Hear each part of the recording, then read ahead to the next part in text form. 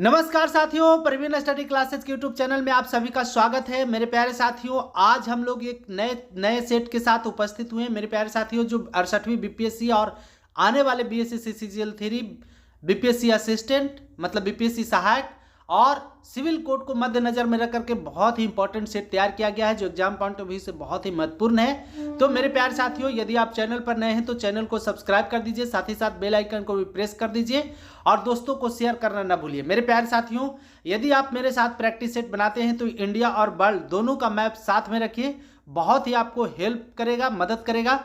बहुत कुछ समझने और सीखने में बहुत ही जो है आपको हेल्पफुल साबित होगा। तो मेरे प्यारे साथियों, यदि आप चैनल पर नए हैं तो चैनल को जरूर सब्सक्राइब कर दीजिए, क्योंकि मेरे प्यारे साथियों बहुत सारे मेरे प्यारे साथी ऐसे हैं जो वीडियोस तो देख लेते हैं लेकिन लाइक एंड सब्सक्राइब नहीं कर पाते हैं। मेरे प्यारे साथियों, बहुत कुछ आपको सीखने को यदि मिलता है और यदि आप चैनल पर नए हैं तो चैनल को जरूर सब्सक्राइब कर दीजिएगा। है कि सती प्रथा का प्रथम अभिलेख साक्ष्य प्राप्त कहाँ से हुआ? जूनागढ़ से, मंदसौर से, सांची से या एरन से? तो मेरे प्यारे साथियों, इसका सही क्या होगा? सही जवाब होगा इसका एरन अभिलेख, एरन अभिलेख से। और एरन है कहाँ? तो मध्य प्रदेश में है। तो 501 ईस्वी में, कब?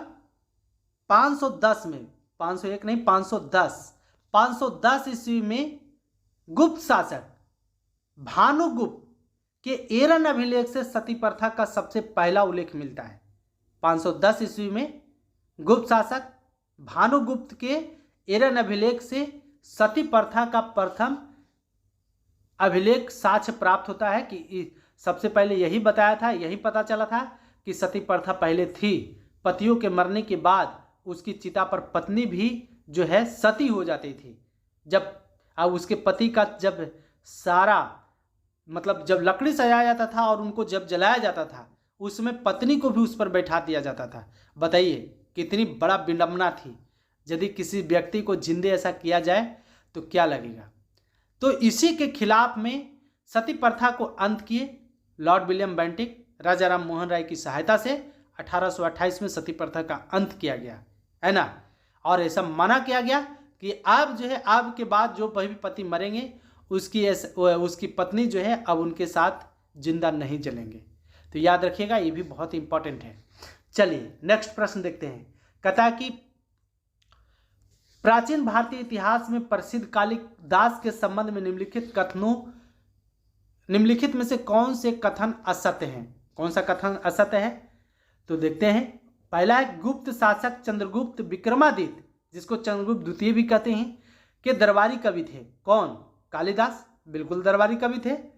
गुप्त शासक चंद्रगुप्त विक्रमादित्य या चंद्रगुप्त द्वितीय भी कहे। चंद्रगुप्त द्वितीय को चंद्रगुप्त विक्रमादित्य के नाम से भी जाना जाता था और उनके दरबारी कवि थे कालिदास। और किस भाषा के? तो संस्कृत भाषा के। उन्होंने मृच्छकटिकम की रचना की? नहीं, मृच्छकटिकम की रचना जो है कालिदास के द्वारा नहीं, शूद्रक के द्वारा किया गया था। तो मृच्छकटिकम के लेखक कौन है? मृच्छकटिकम के लेखक है शूद्रक। तो कौन असत हो गया? असत ए मिल गया। और भी मिलेगा क्या? 5 ऑप्शन हमने आपको यहाँ पर लाया है और पांचों ऑप्शन में से यदि एक से अधिक ऑप्शन यदि सही हो गए या गलत हो गए तो ऑप्शन नंबर ई इसका जवाब देना होता है ना। उन्हें भारत का शेक्सपियर भी कहा जाता है। बिल्कुल, कालिदास को भारत का शेक्सपियर भी कहा जाता है। उनकी रचनाएं संस्कृत भाषा में, अभी हमने चर्चा भी किया कि चंद्रगुप्त विक्रमादित्य या चंद्रगुप्त द्वितीय के दरबार में जो है कालिदास एक दरबारी कवि थे। और किस भाषा के? तो संस्कृत भाषा के। और उनकी रचनाएं जितने भी थी, जैसे अभिज्ञान, शकुंतलम, मेघदूत, इन सारे के रचनाकार, ऋतु संहार, इस सारे के रचनाकार कौन थे? कालिदास। और कालिदास जो थे संस्कृत भाषा के कवि माने जाते हैं। उन्हें भारत का शेक्सपियर भी कहा जाता है और उनकी जितनी भी रचनाएं थी संस्कृत भाषा में थी। तो याद रखिएगा, ये सारे के सारे option A B C D सही है, लेकिन सी नहीं, बी गलत है। मृच्छकटिकम के लेखक कौन है? शूद्रक। तो कौन सा सही हो गया? ए सही हो गया, सी सही हो गया, डी सही होगा, लेकिन बी गलत है। तो असत्य कथन कौन सा हो गया? तो ऑप्शन नंबर बी। चलिए आगे बढ़ते हैं। नेक्स्ट प्रश्न कहता है, बिहार में कैदियों द्वारा नंगी हड़ताल किस आंदोलन के दौरान की गई? तो मेरे प्यारे साथियों, बिहार में नंगी हड़ताल किस आंदोलन के दौरान किया गया? तो सविनय अवज्ञा आंदोलन के दौरान जो है नंगी हड़ताल किया गया था बिहार में। और बिहार में कहाँ किया गया था? तो छपरा के कैदियों ने, छपरा जेल के कैदियों ने सबसे पहले जो है नंगी हड़ताल किया था। और नंगी हड़ताल करने का कारण क्या था? तो इनका मानना था कि नंगी हड़ताल करने से मतलब एक ऐसा किए थे कि विदेशी वस्तुओं का बहिष्कार किए थे, विदेशी वस्त्रों का बहिष्कार किए थे। इनका कहना था कि हम विदेशी वस्त्र जो है अब धारण नहीं करेंगे, इसलिए इन्होंने नंगे रहना पसंद किया। तो नंगी हड़ताल किए थे वहाँ के कैदियों ने, छपरा जेल के कैदियों ने। बहुत बार पूछता है, याद रखिएगा। तो सविनय अवज्ञा आंदोलन के दौरान छपरा जेल के कैदियों ने नंगी हड़ताल किया था। सविनय अवज्ञा आंदोलन घटित हुआ था कब? तो 1930 में सविनय अवज्ञा आंदोलन महात्मा गांधी के द्वारा लाया गया। सविनय अवज्ञा आंदोलन मतलब सविनय, अवज्ञा करेंगे लेकिन विनय के साथ, मतलब विनय पूर्वक आपकी बातों को हम नहीं मानेंगे। क्या करिएगा? जब हम क्रूरता के साथ आपकी बातें नहीं माने तो आप कुछ कर सकते हैं, लेकिन हम विनम्रता के साथ आपकी बातों का अवज्ञा करते हैं। सविनय करने का मतलब वही हुआ कि विनम्रता पूर्वक हम आपके आदेश का अवहेलना करते हैं, अवज्ञा करते हैं। स्वदेशी आंदोलन कब हुआ था? तो 1905 में स्वदेशी आंदोलन चलाया गया था। असहयोग आंदोलन 1920 में चलाया गया। और भारत छोड़ो आंदोलन कब? 1942 में। चलिए नेक्स्ट प्रश्न देखते हैं। कहता है कि निम्नलिखित में से किसके सुझाव पर बिहार में गोलघर का निर्माण किया गया? किसके सुझाव पर? तो हम लोग जानते हैं मेरे प्यारे साथियों कि 1786 ईस्वी में, कब? 1786 ईस्वी में जॉन गास्टिन ने, कौन?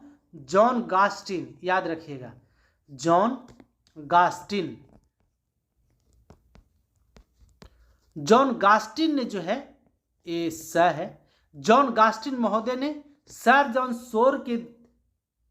सोर के सुझाव पर सबसे पहले जो है गोलघर का निर्माण किया गया। पूछा हुआ क्वेश्चन है बहुत बार कि गोलघर का निर्माण कब हुआ? 1786 ईस्वी में। किसने कराया? तो जॉर्ज गास्टिन ने कराया। किसके सुझाव पर कराया गया था? तो सर जॉन सोर के सुझाव पर गोलघर का निर्माण कराया गया था। बहुत ही इंपॉर्टेंट खास है, इसे याद रखिएगा। चलिए अगला प्रश्न देखते हैं। कहता है कि बर्ना प्रेस एक्ट के संबंध में कौन सा कथन सही नहीं है? बर्ना प्रेस एक्ट, और बर्ना प्रेस एक्ट लाया कब क्या है? तो 1878 ईस्वी में लॉर्ड लिटन के द्वारा लाया गया। इसे भारतीय समाचार अधिनियम के नाम से भी जाना जाता है, या मुंह बंद करने वाला अधिनियम के नाम से भी जाना जाता है। याद रखिएगा, पूछता है कि बर्ना प्रेस क्यूलर एक्ट को और किस नाम से भी जानते हैं?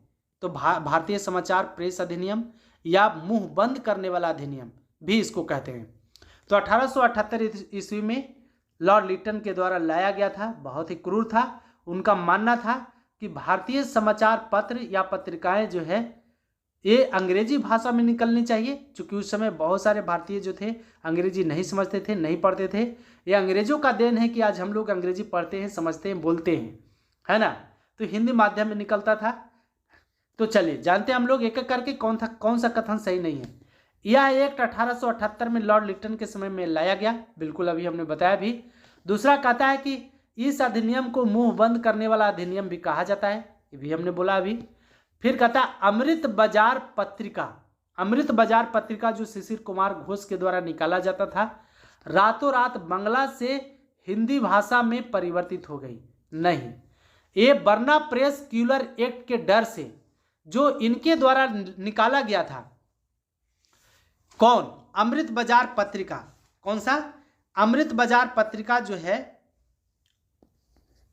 अमृत बाजार पत्रिका बांग्ला से हिंदी में नहीं, बांग्ला से डायरेक्ट अंग्रेजी भाषा में परिवर्तित हो गया था। पहले बांग्ला भाषा में निकलता था, लेकिन जैसी बर्नाक्यूलर प्रेस एक्ट लाया गया लॉर्ड लिटन के द्वारा, तो रातों रात इसको परिवर्तित कर दिया गया, इस पत्रिका को। किसमें? अंग्रेजी भाषा में, हिंदी भाषा में नहीं, अंग्रेजी भाषा में। निकलता था बांग्ला में, लेकिन बाद में इसको परिवर्तित कर दिया गया अंग्रेजी में। याद रखिएगा, ENG, इंग्लिश में। फिर कहता है लॉर्ड रिपन ने 1882 में इस अधिनियम को रद्द किया। बिल्कुल 1882 में। बर्ना प्रेस क्यूलर एक्ट लाया किसने? तो लॉर्ड लिटन ने। और इसको बर्ना प्रेस क्यूलर एक्ट को रद्द किसने किया? तो लॉर्ड रिपन के द्वारा इसको रद्द किया गया, जिसको मुंह बंद करने वाला अधिनियम के नाम से भी जाना जाता है। तो याद रखिएगा, बर्ना प्रेस क्यूलर एक्ट किस गवर्नर जनरल के कार्यकाल में लाया गया था? तो लॉर्ड लिटन के कार्यकाल में।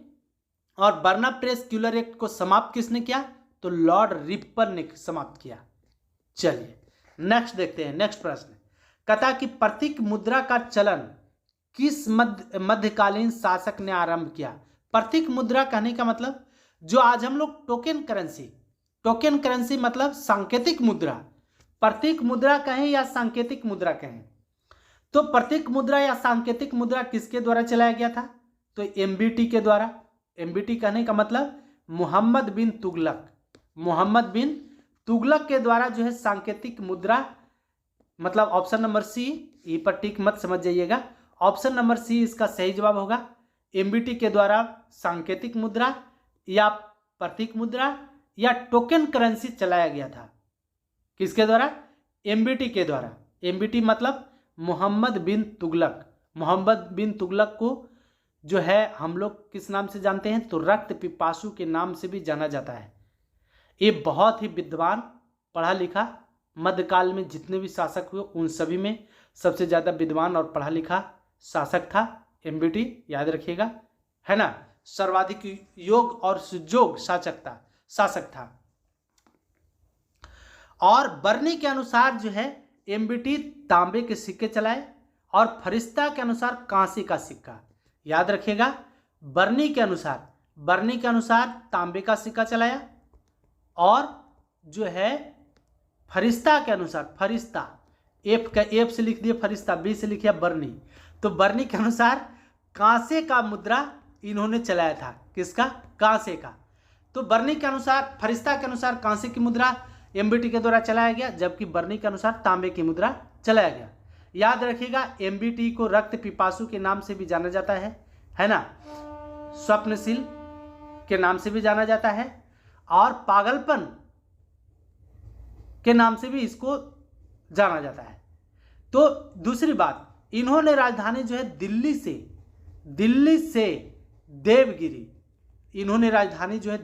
देवगिरी स्थानांतरित की थी। ये भी बहुत ही इंपॉर्टेंट का, और दिल्ली से देवगिरी स्थानांतरित करके देवगिरी का नाम दौलताबाद रखा था, याद रखिएगा। तो पूछेगा आपसे कि दिल्ली से राजधानी देवगिरी किसने स्थानांतरित किया? तो मोहम्मद बिन तुगलक ने, मतलब एमबीटी ने, और उसका नाम क्या रखा था?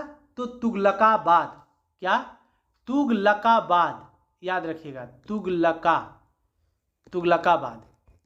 तुगलकाबाद या उसका नाम रखा गया। दिल्ली से राजधानी स्थानांतरित करके देवगिरी ले जाया गया और देवगिरी का नाम बदल करके तुगलकाबाद कर दिया गया। सबसे महत्वपूर्ण इसका कार्य और भी था कि द्वाब क्षेत्र मतलब दो नदियों के बीच के क्षेत्र को हम लोग द्वाब कहते हैं। तो द्वाब क्षेत्र में इन्होंने कर वृद्धि किया था, ये भी याद रखिएगा। चलिए आगे बढ़ते हैं, नेक्स्ट प्रश्न देखते हैं। कहता है कि 12 मासा की रचना किसने की? बहुत ही इंपॉर्टेंट और खास कि 12 मासा की रचना किसके द्वारा किया गया? तो मलिक मोहम्मद जायसी के द्वारा 12 मासा की रचना की गई थी। किसके द्वारा? मलिक मोहम्मद जायसी के द्वारा, याद रखिएगा, बहुत ही इंपॉर्टेंट और खास है। 12 मासा पूछता है, बहुत बार पूछा है। तो मलिक मोहम्मद जायसी के द्वारा इस किसकी रचना की गई? 12 मासा की। मेरे प्यारे साथियों, यदि आपको पसंद आ रहा हो और आप चैनल पर नए हैं तो चैनल को जरूर सब्सक्राइब कर दीजिए, साथ ही साथ बेल आइकन को भी प्रेस कर दीजिए। इतना जरूर करिए मेरे प्यारे साथियों, और वीडियोज को जरूर शेयर करिए। चलिए अगला देखते हैं। कहता निम्नलिखित में से किस आंदोलन के दौरान किसानों ने प्रभु एवं खुदा के नाम पर शपथ ली कि वे लगान नहीं देंगे? मेरे प्यारे साथियों कि याद रखिएगा, बारदोली सत्याग्रह। और बारदोली सत्याग्रह कब हुआ था? 1928 में।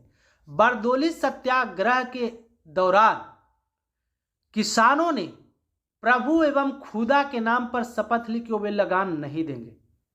हुआ क्या था? तो जो प्रांतीय सरकार थी 1928 में, जो प्रांतीय सरकार थी वो जो है लगान वृद्धि कर करके, कर में वृद्धि करके 22% तक कर दिया। सरदार वल्लभ भाई पटेल का कहना था कि हम लोग 22% कर नहीं देंगे। उन्होंने इस आंदोलन, उस बारदोली में जो है 22% कर में वृद्धि की गई। सरदार वल्लभ भाई पटेल ने इस आंदोलन में अपनी भूमिका अदा किया और 22% कर अदा नहीं करने के लिए किसानों को सलाह दी। उन्होंने इस आंदोलन को नेतृत्व करना शुरू किया और इसके लिए जो है वो एक पील है ना, मतलब एक आयोग गठित करने की बात कही। विवश होकर के, सरदार वल्लभ भाई पटेल के आंदोलन से विवश होकर के जो है सरकार ने इनके बात को माना और एक आयोग गठित किया और आयोग जो है निर्णय दिया 6.03% कर लगाने की। यह अनुशंसा किया तो 22% कर में वृद्धि कर दिया था, जबकि आयोग जो है 6.03% कर निर्धारित किया। तो सफल आयोजन किया गया सरदार वल्लभ भाई पटेल के द्वारा 1928 ईस्वी में बारदोली सत्याग्रह। और उसी समय बारदोली के महिलाओं ने सरदार वल्लभ भाई पटेल को सरदार की उपाधि प्रदान की थी, याद रखिएगा। तो बारदोली सत्याग्रह के दौरान किसानों ने प्रभु एवं खुदा के नाम पर शपथ ली कि वे लगान नहीं देंगे। लगान वृद्धि करके कितना कर दिया गया था? 22%। और इसी के खिलाफ सरदार वल्लभ भाई पटेल आंदोलन का नेतृत्व किया और जाकर के 6.03% पर इसको मनवाया गया। मुपला विद्रोह कब हुआ था? तो अली मुसलियार 1913 में केरल में हुआ था। चंपारण सत्याग्रह महात्मा गांधी के द्वारा 1917 में जो है बगान मालिक जो है नील बगान मालिक 3 कठिया पत्ती को लाया था, मतलब 20 कट्ठा में 3 कट्ठा नील की खेती करना अनिवार्य था। तो इसी के खिलाफ जो है महात्मा गांधी ने सत्याग्रह किया और 3 कठिया पत्ती को समाप्त किया था। तेभागा आंदोलन 1946 ईस्वी में काम्पा राम सिंह के द्वारा इस आंदोलन का नेतृत्व किया गया। ये भी एक किसान आंदोलन ही था। तो चलिए आगे बढ़ते हैं और नेक्स्ट देखते हैं। कहता है कि निम्नलिखित में से किस आंदोलन का आह्वान महात्मा गांधी ने नहीं किया था? आह्वान महात्मा गांधी ने नहीं किया था। अहमदाबाद मिल मजदूर आंदोलन किए थे, बिल्कुल 1918 में अहमदाबाद मिल मजदूर जो है प्लेग के समय जो है 20% प्लेग बोनस देने पर राजी था। मिल मालिक अहमदाबाद में मिल मालिक जो थे मजदूरों को प्लेग बोनस 20% देने का वादा किया, लेकिन और उन्होंने कहा कि जो मजदूर 20% बोनस नहीं लेंगे उन्हें नौकरी से निकाल दिया जाएगा। महात्मा गांधी को ये बातें अच्छा नहीं लगी और उन्होंने मजदूरों को हड़ताल पर जाने को कहा। उन्होंने आंदोलन किया, उपवास किया, चूँकि उपवास जो है महात्मा गांधी के सत्याग्रह में उसको प्रथम स्थान दिया गया था। और उपवास के माध्यम से मजदूर मांगते थे कि हमको 50%, मुझे 50% बोनस दिया जाए। मिल मालिक ऐसा नहीं कहते थे, उनका कहना था कि 20% आप बोनस लो और नहीं लोगे तो तुम्हें नौकरी से निकाल दिया जाएगा। इसी के खिलाफ महात्मा गांधी ने आंदोलन किया अहमदाबाद मिल मालिकों के खिलाफ और 20% की जगह 35% बोनस देने पर राजी किया गया। कितना प्रतिशत? 35% याद रखिएगा, बोनस देने पर राजी किया गया। तो अहमदाबाद मिल मजदूर का आंदोलन का नेतृत्व किसने किया? महात्मा गांधी ने किए थे। रॉलेट सत्याग्रह 1919, रॉलेट एक्ट, ना अपील ना वकील ना दलील, है ना, जो बिना शक और संदेह के आधार पर किसी भी व्यक्ति को गिरफ्तार किया जा सकता था और जेल में डाल दिया जा सकता था, जेल में डाल दिया जाता था। तो रॉलेट एक्ट सत्याग्रह का भी जो है महात्मा गांधी ने नेतृत्व किया, आह्वान किया। असहयोग आंदोलन 1920 में, इसका भी शबना अवज्ञा आंदोलन 1930 में, इसका भी आह्वान महात्मा गांधी के द्वारा किया गया। तो सारे के सारे ऑप्शन सही होंगे, तो इसलिए इसका सही जवाब क्या होगा? ऑप्शन नंबर ई होगा। चलिए आगे देखते हैं नेक्स्ट प्रश्न। कहता है नवजुवकों द्वारा 18 वर्ष की आयु पर मताधिकार का पहली बार प्रयोग किस आम चुनाव में किया गया? तो मेरे प्यारे साथियों, आपको याद होना चाहिए कि भारतीय संविधान संशोधन अधिनियम 1989, 61वें संविधान संशोधन अधिनियम कौन 61वें संविधान संशोधन अधिनियम 1989 के द्वारा मताधिकार की आयु 21 वर्ष से घटा करके 18 वर्ष किया गया था। मतलब पहले 1989 में 61वें संविधान संशोधन अधिनियम से पहले 1989 में मत देने का मतलब वोट देने का जो अधिकार था, जब किसी व्यक्ति का उम्र 21 वर्ष हो जाता था, जब किसी लड़के का उम्र जब 21 वर्ष हो जाता तभी वो वोट देता था। लेकिन 61वें संविधान संशोधन अधिनियम 1989 के द्वारा उसकी उम्र को घटा करके कितना कर दिया गया, 18 कर दिया गया। अब जो है हम लोग वयस्क मताधिकार का प्रयोग 18 वर्ष पूर्ण होने पर करना शुरू कर देते हैं। तो इसका सही जवाब क्या हो जाएगा, ऑप्शन नंबर सी। चलिए नेक्स्ट देखते हैं। कहता है कि भारत के राष्ट्रपति द्वारा वित्त आयोग का गठन किया जाता है प्रत्येक कितने वर्षों पर, तो 5 वर्षों पर वित्त आयोग का गठन किया जाता है भारत के राष्ट्रपति के द्वारा। संविधान के अनुच्छेद 280 के तहत राष्ट्रपति के द्वारा प्रत्येक 5 वर्ष पर एक वित्त आयोग का गठन किया जाता है। अभी तक 15 वित्त आयोग का गठन किया जा चुका है और 15वें वित्त आयोग के अध्यक्ष कौन है, एन.के. सिंह। याद रखिएगा, नंद किशोर सिंह, एन.के. सिंह। प्रथम वित्त आयोग 1951 से लेकर के 1956 है ना। वित्त आयोग के सदस्यों का कार्यकाल 5 वर्ष का रहता है, तो 1951 से लेकर के 1956 तक। और प्रथम वित्त आयोग के अध्यक्ष कौन थे, के.सी. नियोगी। तो प्रत्येक 5वें वर्ष जो है वित्त आयोग का गठन राष्ट्रपति के द्वारा किया जाता है। किस संविधान के अनुच्छेद के तहत, संविधान के किस अनुच्छेद के तहत, तो 280 के तहत। याद रखिएगा। चलिए नेक्स्ट प्रश्न। अगला कहता है कि राष्ट्रीय मानवाधिकार आयोग का अध्यक्ष किसे बनाया जाता है। मेरे प्यारे साथियों, बहुत ही इंपॉर्टेंट और खास प्रश्न है। बहुत गौर से इस प्रश्न को आप देखिएगा, बहुत कुछ आपको सीखने को मिलेगा इस प्रश्न से।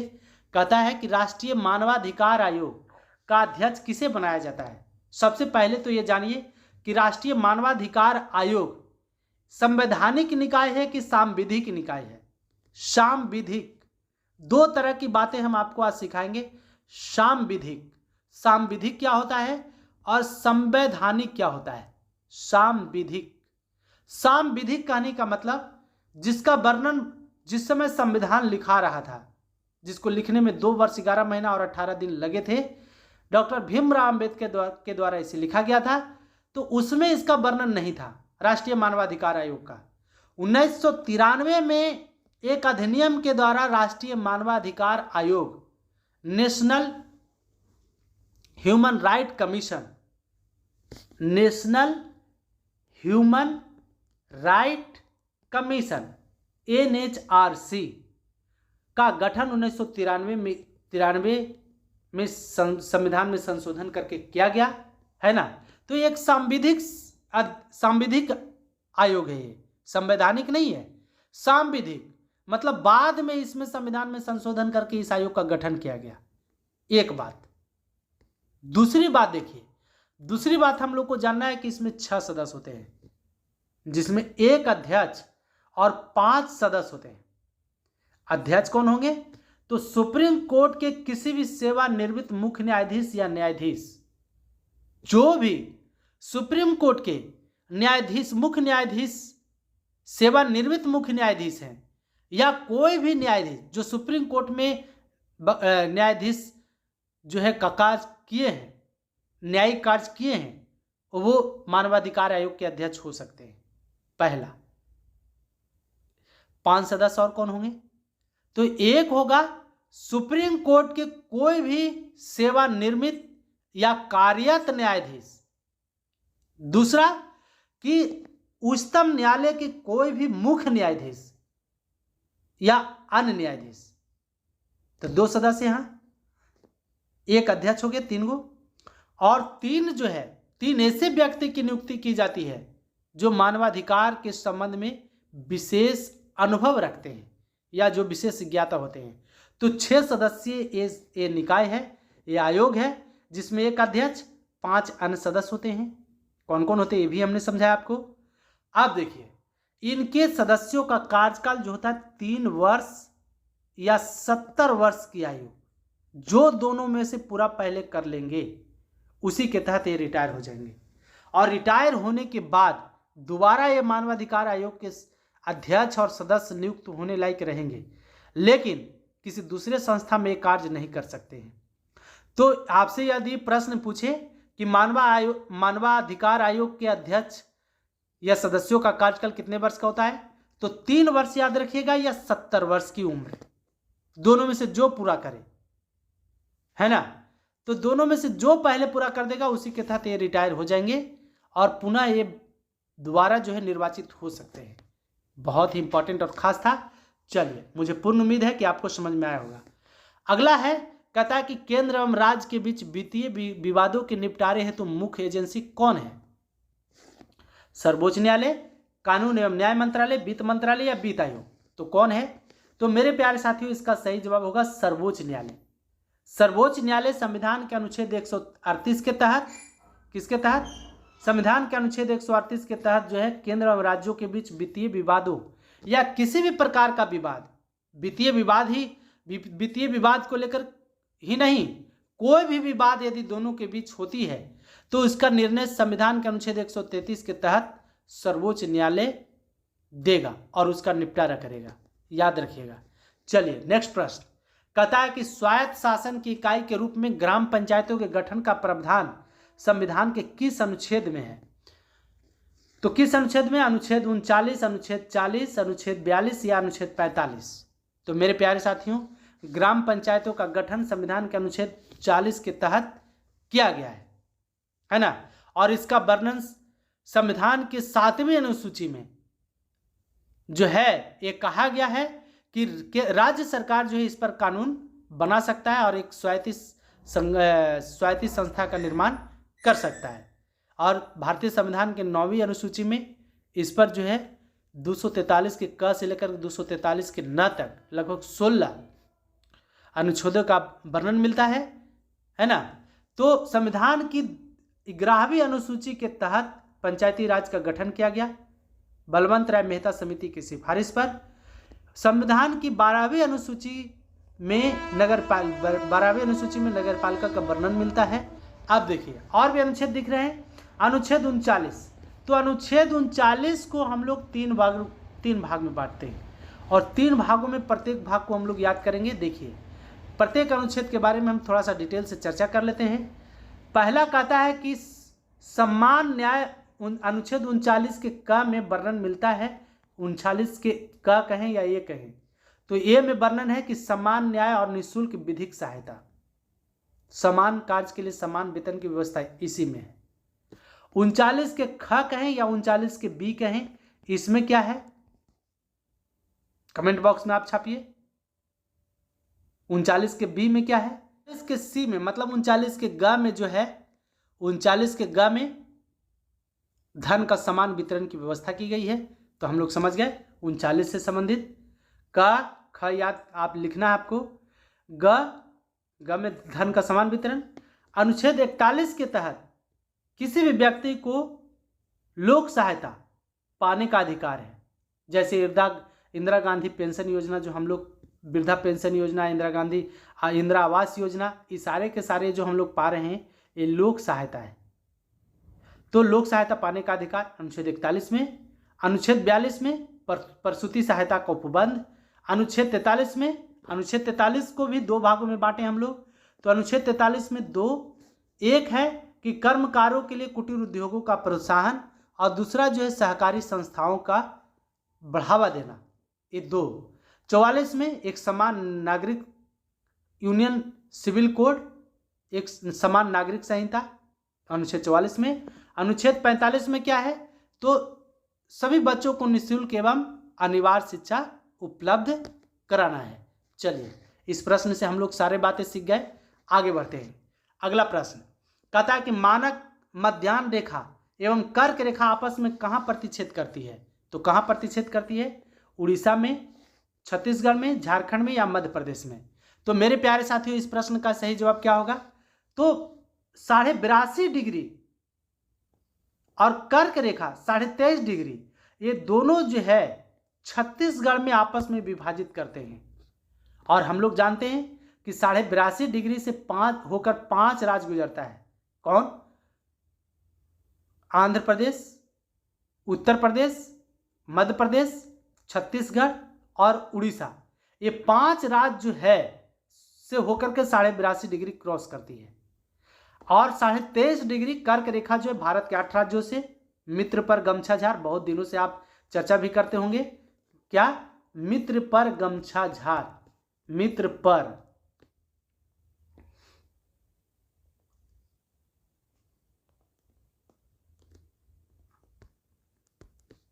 झार, मित्र पर गमछा झार मतलब मिजोरम, त्रिपुरा, पश्चिम बंगाल, राजस्थान, गुजरात, मध्य प्रदेश, छत्तीसगढ़ और झारखंड। 8 राज्यों से होकर के जो है कर्क रेखा गुजरती है। और 5 राज्यों से होकर के 82.5 डिग्री मध्याह्न रेखा। कौन कौन? मध्य प्रदेश, आंध्र प्रदेश, उत्तर प्रदेश, छत्तीसगढ़ और उड़ीसा। तो 82.5 डिग्री कर्क रेखा और 82.5 डिग्री मध्याह्न रेखा, ये दोनों कहाँ काटते हैं? छत्तीसगढ़ में काटते हैं। तो इस प्रश्न का सही जवाब क्या हो जाएगा? Option number B. चलिए नेक्स्ट देखते हैं। कहता है कि किस अभ्यारण्य के मध्य एक खूबसूरत झील स्थित है? तो किस अभ्यारण्य के मध्य? तो तोम चांची झील, ये धनबाद में स्थित है।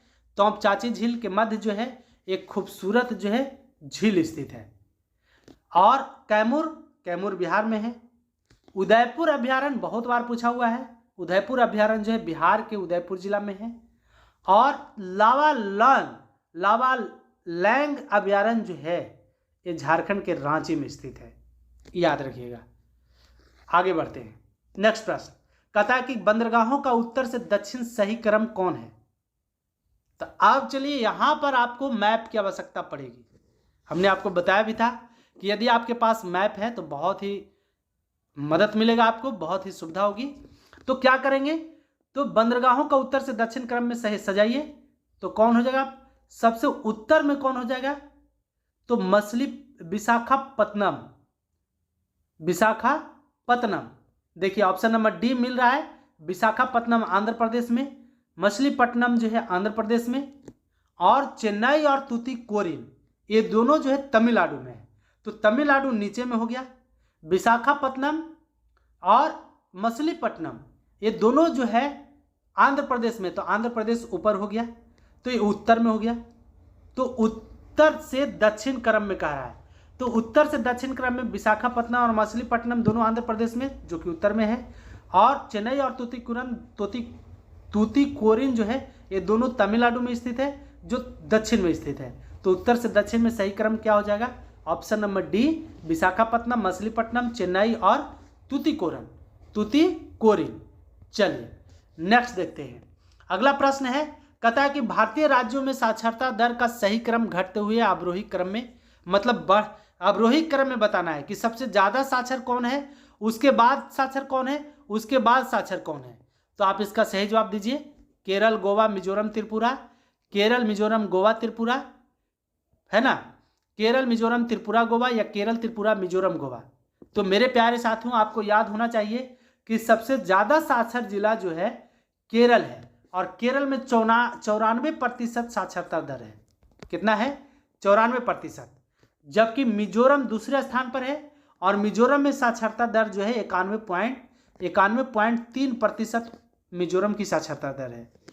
और यदि हम गोवा की बात करें तो गोवा में 89.7% जो है गोवा की साक्षरता दर है।